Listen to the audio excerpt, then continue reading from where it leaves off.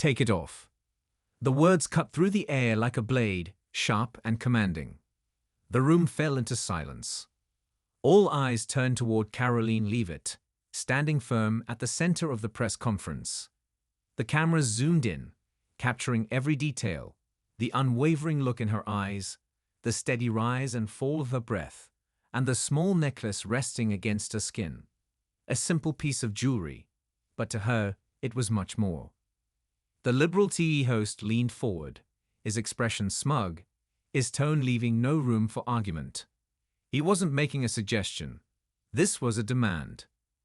Take it off, he repeated, louder this time, as if daring her to refuse. The tension in the room thickened. Even those who shared the host's beliefs seemed uneasy. Journalists shifted in their seats, glancing at one another. A few whispered among themselves.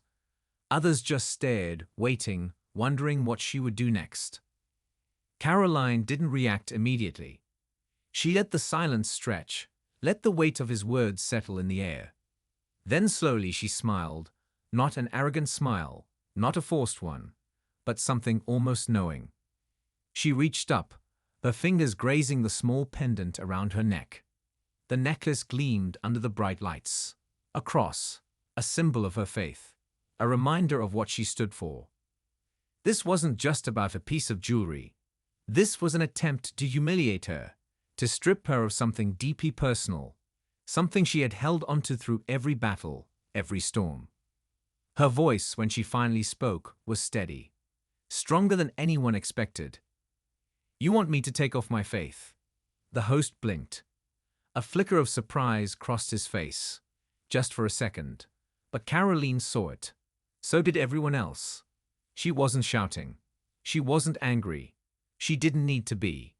The calm in her voice carried more weight than any outburst ever could.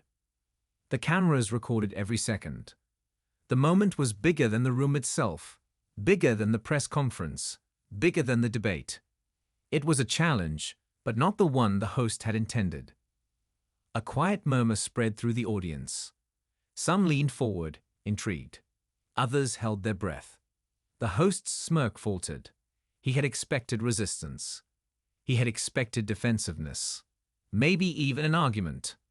But he hadn't expected this. Karoline didn't stop there. She stepped forward, just enough to close the distance between them. Her eyes never wavered. This necklace, she said, her voice still composed, is not just metal and stone. It represents something greater than me. It represents my faith, my strength, my values. And you want me to take it off because you don't agree with it. The room was silent. The host shifted slightly. His confidence, once so firm, now seemed uncertain. Karoline held his gaze, unshaken. If I take this off, will it make you comfortable? Will it change what I believe? Will it erase the faith I carry inside me? She let the questions hang in the air. The host's lips parted, as if searching for the right words, but none came. The audience wasn't just watching anymore. They were thinking. Karoline let out a slow breath, her fingers still resting against the pendant. And then she smiled again. Not because she had won, but because she had never lost to begin with. The silence in the room stretched, thick and heavy. The host, once so confident, now hesitated. His demand had been clear. Take it off. Yet Karoline Leavitt stood before him, unshaken. Her faith, her strength, her conviction, none of it had wavered. The cameras continued rolling. The audience was glued to their seats. The air buzzed with tension, but beneath it all, there was something else. A shift. A realization. Who was this woman who had just turned a public humiliation into a moment of quiet power? A fighter, not a victim. Karoline had never been one to back down. Young, but wise beyond her years. Bold, but never reckless. She had fought her way into the public sphere with nothing but her words, her values, and an unshakable belief in what was right. From the very beginning, she had been told she wouldn't make it. Too young, too different, too outspoken. But those doubts had only fueled her fire. She had never sought power for the sake of it. She wanted to be a voice for the unheard, a defender for those who had been silenced. And now, here she was standing in a room filled with skeptics, facing down a man who thought he could reduce her to nothing with a single command. He had underestimated her. The press conference that took a turn. The day had started like any other. Another press conference. Another chance to speak truth in a world that so often twisted it. Karoline had just finished addressing the crowd, speaking about unity, free speech, and the right to believe in something greater than oneself. It was supposed to be a discussion about policy, but clearly, not everyone wanted to talk about policy. The Liberal TV host had been waiting for the right moment, watching her, searching for a weak spot. And when he saw the small necklace around her neck, he thought he had found it. "Take it off," he had demanded. But instead of obedience, instead of weakness, he had been met with strength. The host's past clashes with Karoline. This wasn't the first time they had crossed paths. Their debates had always been heated, always filled with sharp words and clashing ideas. But this time, it wasn't about political stances or policies. This was personal. He hadn't challenged her ideas. He had challenged her identity, her faith, her very core. And yet, despite the pressure, she remained calm. The moment that changed everything. Karoline took another step forward, closing the distance between them. Her voice, still steady, carried through the room. "Is this really what we've come to?" she asked. "That a piece of jewelry, a symbol of belief, makes you uncomfortable? That my faith is something to be erased, rather than respected?" The host exhaled sharply, trying to regain control. He opened his mouth, but no words came. Because in that moment, it was clear, he had already lost. The cameras caught everything.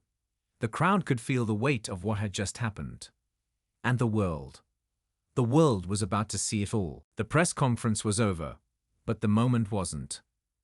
The air still carried the weight of Karoline Leavitt's words. Her calm defiance. Her unwavering conviction. Her refusal to be humiliated.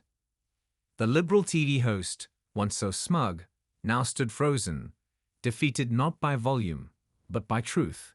He had expected resistance, maybe anger, but he hadn't expected her to turn the entire confrontation against him. The cameras had caught every second, and now the world was about to react. The media erupts. Within minutes, the clip began circulating. News stations, social media, political commentators, everyone had something to say.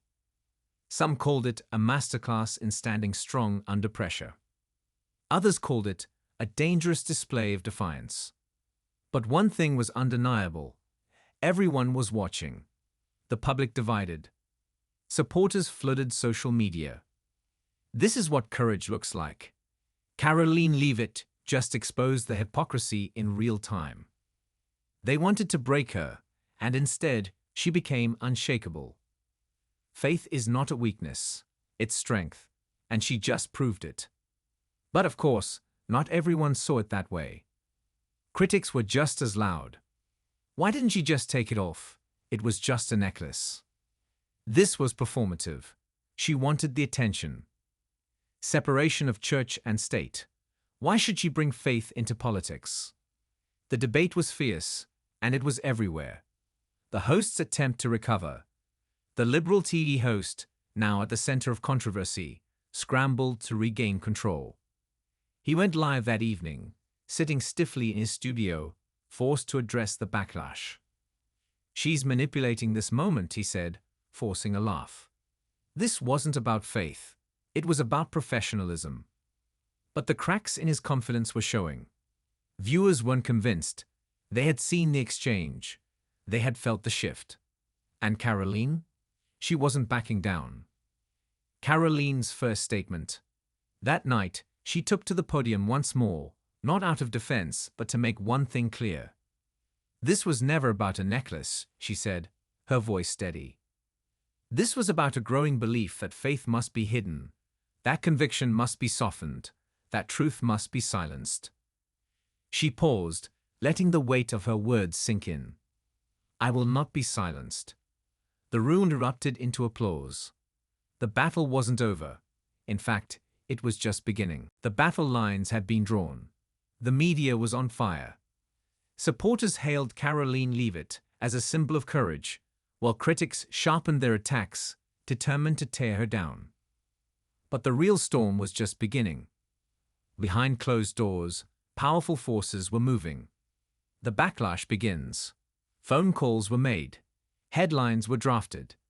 Influential figures whispered in hushed tones, crafting a narrative that would reshape what had really happened. Karoline Leavitt's stunt. A political ploy. Faith or political theater. The truth behind the viral moment. Why she's not the hero you think she is. It was a coordinated attack. A full-scale media assault designed to turn the tide. And at the center of it all, the liberal TV host. He had lost control of the narrative, but he wasn't about to let Karoline walk away victorious. The host's retaliation. That night, he sat before the camera again. His tone had changed. Gone was the forced laughter. Now, his voice dripped with carefully rehearsed outrage. Let's be clear, he began. This isn't about faith. This is about professionalism, about respect for the rules. She made this into a spectacle. He leaned forward, eyes narrowing.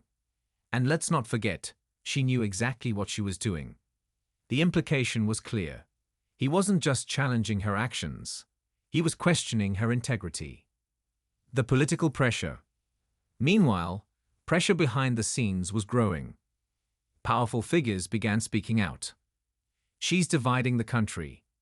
This is reckless. She's playing with fire. She should apologize. Even some allies urged her to step back, to soften her stance. Karoline, a close advisor, warned, they'll destroy you if you keep pushing back. Maybe issue a statement, ease the tension. But Karoline knew the game. The moment she apologized, the moment she backed down, they would rewrite the story, turning her defiance into a mistake, her courage into a flaw. Her response. So when the cameras turned to her once more, she didn't falter. I've been told to apologize, she said, her voice calm. Told that standing firm in my beliefs is somehow offensive.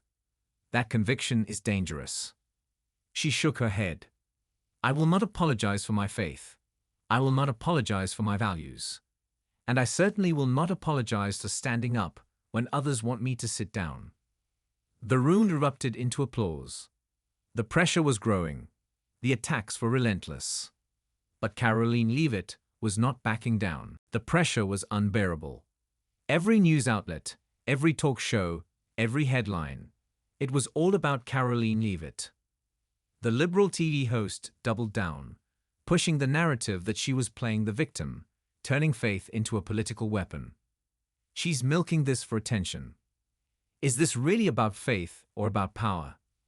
Karoline Leavitt, a rising leader or a dangerous extremist?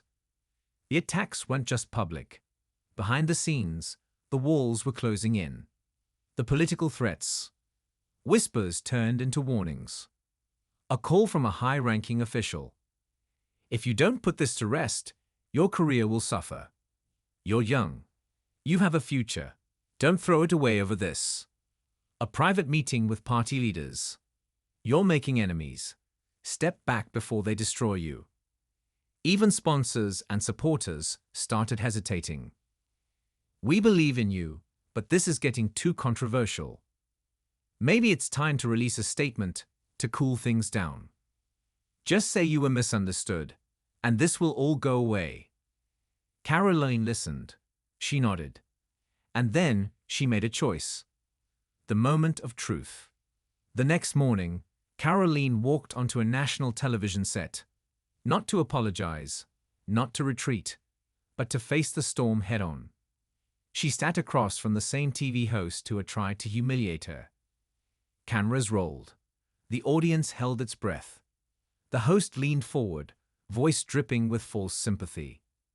Karoline, surely you understand the controversy. People feel that you're creating unnecessary division. She didn't blink, didn't flinch.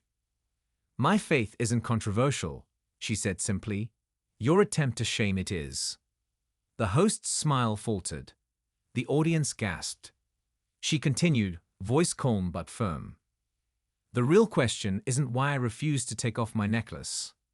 The real question is, why does that bother you so much? Silence. The host had no answer. The tension was thick. But in that moment, Karoline had won. The turning point. The clip went viral within minutes. Millions watched, millions reacted. This woman is fearless. She just exposed everything wrong with the media today. Faith is not a scandal. Standing for it shouldn't be either. Even some of her critics backed off, realizing their attacks were only making her stronger. The machine had tried to break her. Instead, they made her unstoppable. The machine was losing control. Karoline Leavitt had refused to break. She stood firm in front of millions, exposing the hypocrisy of those who had tried to silence her. But the fight wasn't over. No, it was about to get personal. The next attack, destroy her reputation. The headlines changed. The narrative shifted. The media, the political elite, and even some of her own former allies had a new strategy. Make the public turn against her. New allegations surface against Karoline Leavitt. Is she hiding something? Sources reveal troubling details about her past. The dark truth behind her so-called faith. But there was no truth behind these accusations. No real scandal. It didn't matter. The goal wasn't to expose her. It was to make people doubt her. To make her supporters hesitate. The smear campaign. Her family was dragged into the headlines. Reporters swarmed her hometown. Old classmates were contacted for dirt. People she had never even met claimed to know her. Even her faith was twisted. She's using religion as a shield. Is she really as devout as she claims? This isn't about faith, it's about power. The pressure was unbearable. The harassment was relentless. And then, the threats began. The warning. Late one night, Karoline sat alone in her office. Her phone buzzed. An unknown number. She hesitated, then answered. A voice, calm and cold, whispered, "We don't just destroy careers, Karoline. We destroy lives." The line went dead. She stayed at the screen, heart pounding. This was no longer just a media war. This was a warning. A final chance to walk away. Her breaking point. For the first time since this all began, doubt crept in. Could she keep fighting? At what cost? She looked at the simple necklace around her neck, the one that started it all. It wasn't just about faith anymore. It was about truth, about courage, about refusing to surrender. Karoline took a deep breath. She knew what she had to do. And this time, she wasn't just defending herself. She was going on the offensive. The machine had done everything. Mockery, humiliation, lies, threats. But Karoline Leavitt was still standing. Now, it was time to fight back. The strategy, expose the truth. She had two choices. Back down, disappear, and let them win. Stand up, speak louder, and expose everything. Karoline chose the second. Her team gathered every piece of evidence, the media's hypocrisy, the fabricated attacks, the behind-the-scenes pressure from political elites. It was time for the world to see the truth. She scheduled an emergency live broadcast. Not on mainstream networks. They wouldn't allow it. No, this would be direct to the people. Her team set up cameras, a single microphone, and a simple backdrop. No flashy production. Just her, the truth, and millions watching. The speech that shook the nation. The moment the live stream started, the numbers skyrocketed. Tens of thousands tuned in. Then hundreds of thousands. Within minutes, millions. She took a breath, looked directly into the camera, and spoke. This is not about me. This is not about a necklace, or even about faith. This is about power, who controls it, and who is willing to destroy anyone who challenges it. She exposed everything. The threats, the coordinated media attacks, the pressure to silence her. Then she looked straight into the lens, voice unwavering. You tried to intimidate me. You tried to ruin my name. You even threatened my life. But you made one mistake. You thought I would be afraid. Silence. The internet exploded. The aftermath. The unstoppable force. The video shattered records. Support flooded in from all sides. Even former critics admitted she had exposed something much bigger than herself. The machine panicked. They had failed. Karoline wasn't just still standing. She was stronger than ever. Because in the end, they didn't silence her. They amplified her. And now, the world was listening. The legacy. Her stand sparked something unstoppable. More people spoke up. More leaders stood their ground. The machine lost control.